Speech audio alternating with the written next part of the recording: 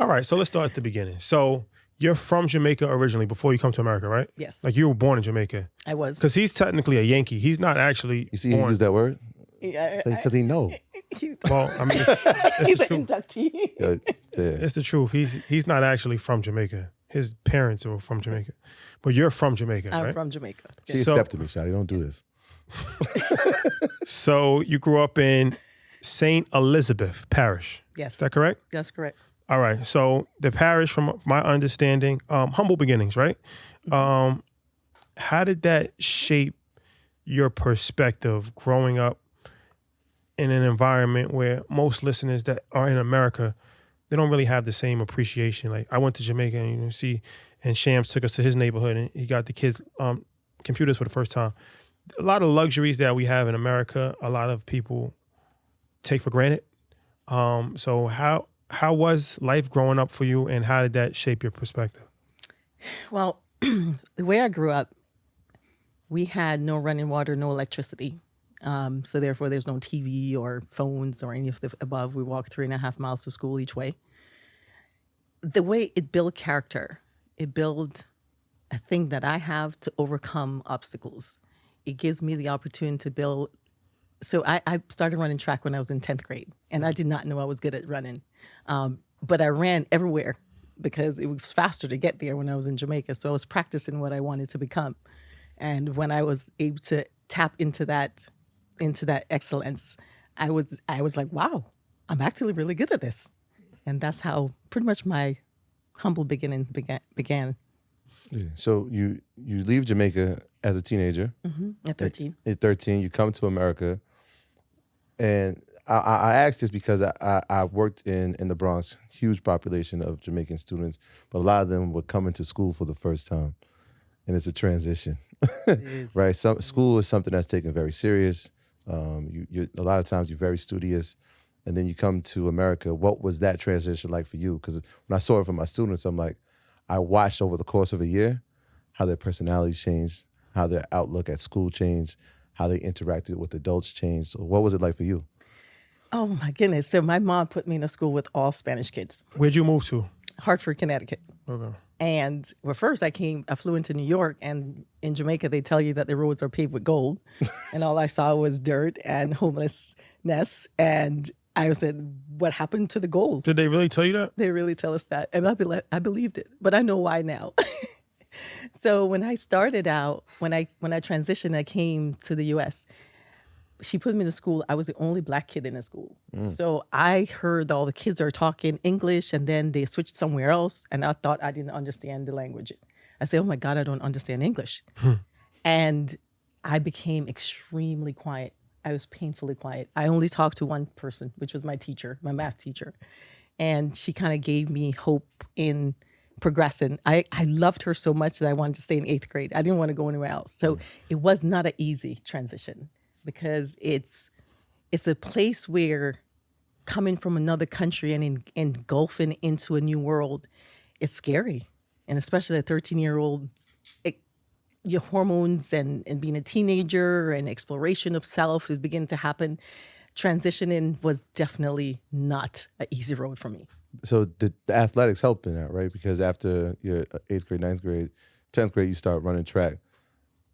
How did that help in dialogue between other students, teammates? I guess when you're traveling, you're competing against other people. What role did the athletics play in that transition? Significantly, because I started gaining confidence and I started finding myself.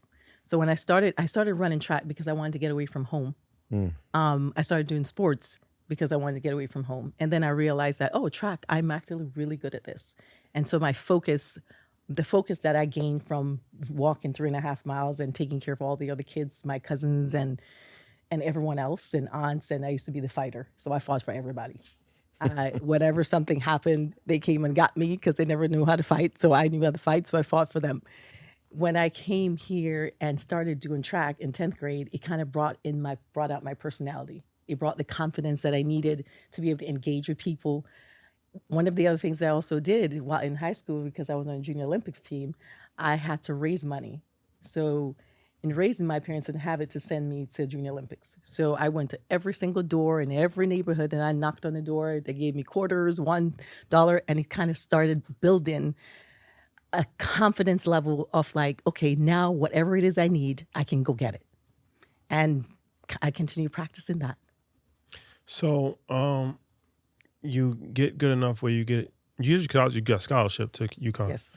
All right. So I'm assuming you like All-American in high school. Yes. Right.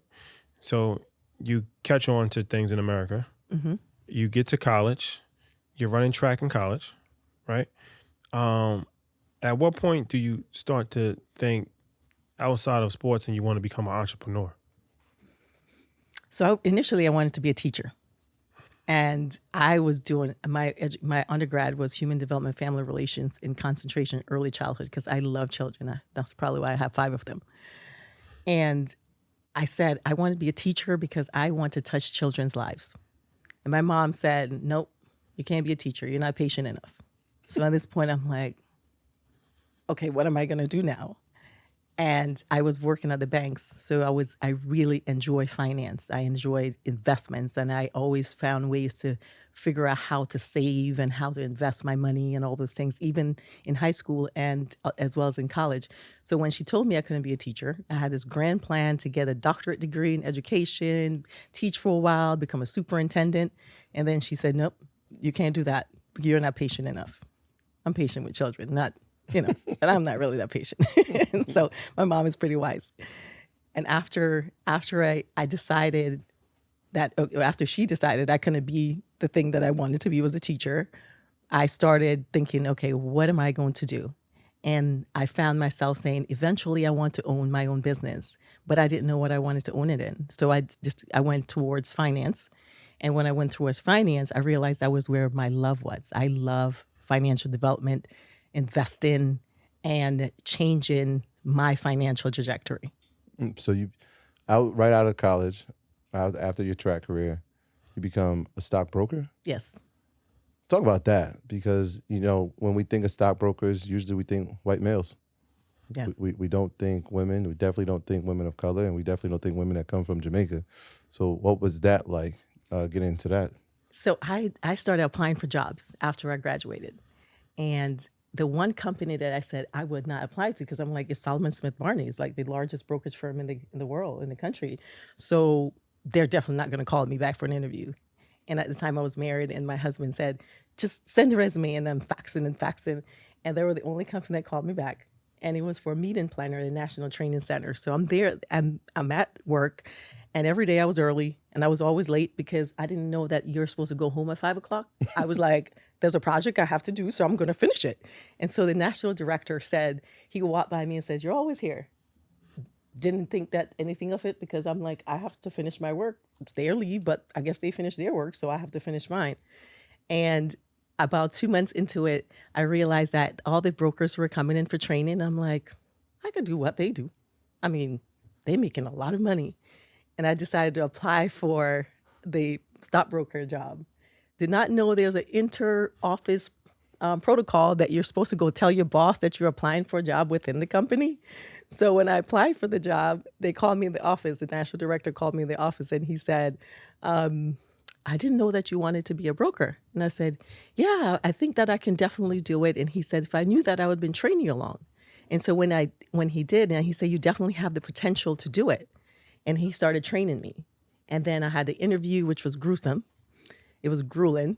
And they hired me, and I became the youngest broker in the company and the only Black woman in New England for Solomon Smith Barney at the time. 22. At 22. So that company folded, right? No. You said, what company was it? At the time, it was Solomon Smith Barney. Then they went to Smith Barney, and then now it's Smith Barney Dean Witter. Okay. I thought you said another. I thought you said Solomon Brothers. Well, they were initially Solomon Brothers. Then Solomon Brothers came with Smith Barney and merged. Okay. And then they transitioned and separated them again, and then they merged with Dean Witter thereafter.